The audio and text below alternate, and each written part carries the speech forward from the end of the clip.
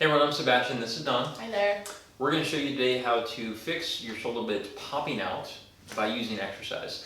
And so sometimes people use massage and deep tissue work and like adjustments, things like that. All not bad, but we're going to take a different approach today. We're both going to use one exercise.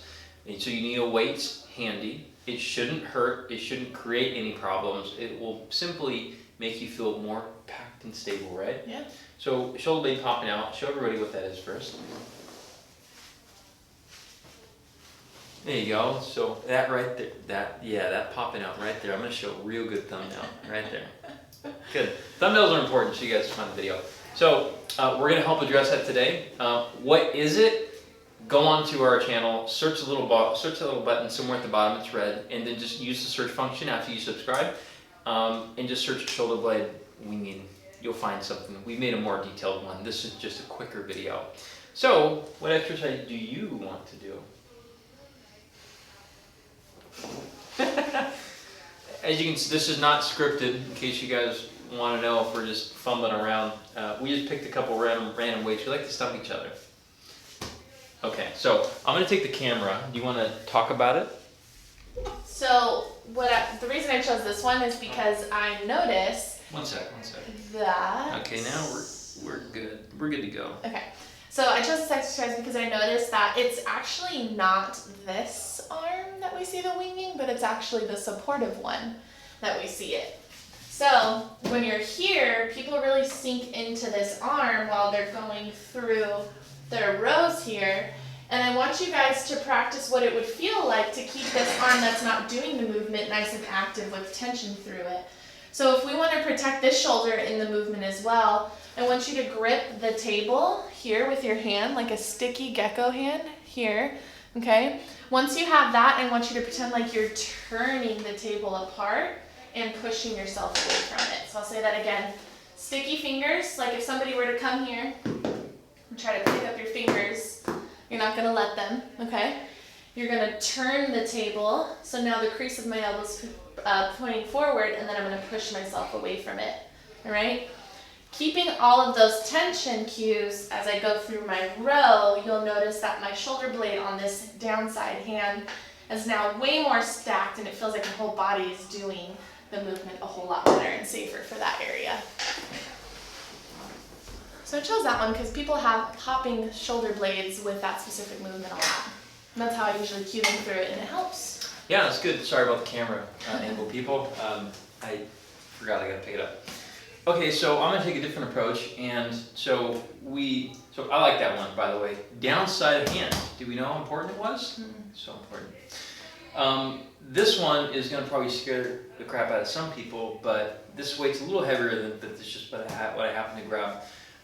Noticeably, go ahead and turn for me. Let's just show. So a lot of times that popping out, go ahead and make there you go. So this popping out, right, that's occurring right here, is actually, the thought is that these are too tight, the pec is too tight, and then these muscles right here are not doing their work. But go ahead and put your arm overhead. All the way overhead. It's really hard to wing the shoulder blade and pop it out when your arm's up. Go ahead and try it. It's almost impossible.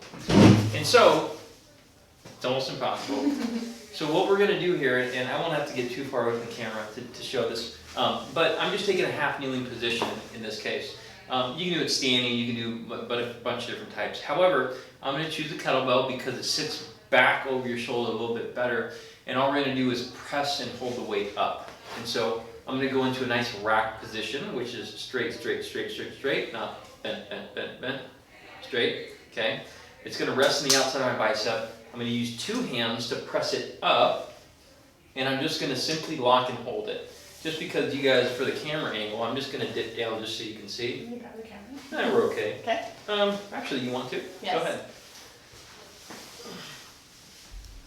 So, I'm just going to hold this thing here, all right? And if I want to get a little fancy, I'm just going to pump it. So it's like overhead shrugging, but we're pushing it to the ceiling, okay? This area right here is starting to get pretty smoked. Like, it's actually getting pretty tired on me, okay? So that position is fairly hard for people to shrug up with. It's very hard for them to pop their shoulder blade out with, and it loads the right muscles, but none of this should really hurt.